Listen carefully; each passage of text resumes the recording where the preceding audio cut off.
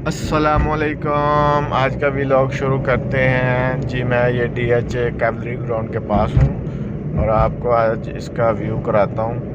और फ़न की दुनिया में आने का शुक्रिया। आज मेरी ये नई वीडियो दूसरी वीडियो है और मैं आपको दिखाता चलूँ कि आज जो ये LDA वालों ने बनाया है ना ब्रिज, तो देख लें माशाल्लाह लाहौर में बहुत ही अच्छा काम और साफ़ सुथरा जो इलाके बनाए हैं ना, माशाल्लाह मज़ा आ जाता है।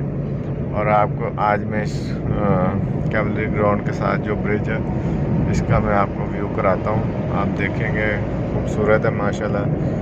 ये CSD का स्टोर है और ये चेक करें माशाल्लाह क्या नज़ारे हैं।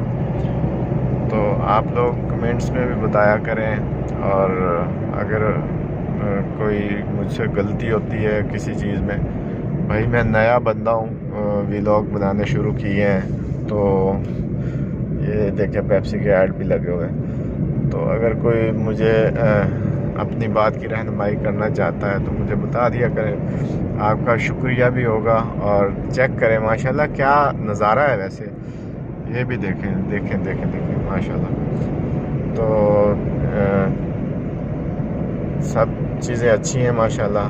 तो आपने चेक कर ली हैं। और फिर यहाँ पे आज का व्लॉग ख़त्म करते हैं। तो मैंने आज आपको दिखाया था कैवलरी ग्राउंड वाला ब्रिज।